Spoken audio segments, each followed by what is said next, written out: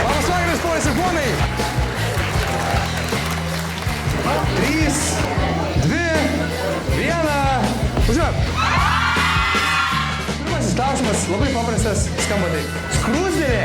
Skruzdėlė kelmininkė pagal kas nesikartoja nei vienas. O jūs, žiūrintys per televizorių ekranų, protų mūšio šou laukia jūsų. Labai charizmatiškas vedėjas. Net mamai neišduodu savo paslačių. Gerai, aš galiu būti neteisus, bet tai sunkiai įmanoma. Publika, ar jūs esate pasikūrę?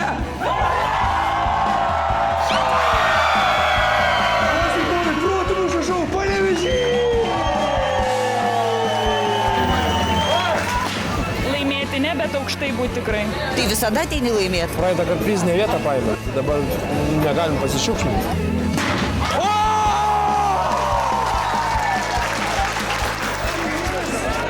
Eina savo. Pablokim už tą klausimą. Geras buvo, ne? Protų mūšio šou. Žinokit, čia yra neįtikėtinai gerai.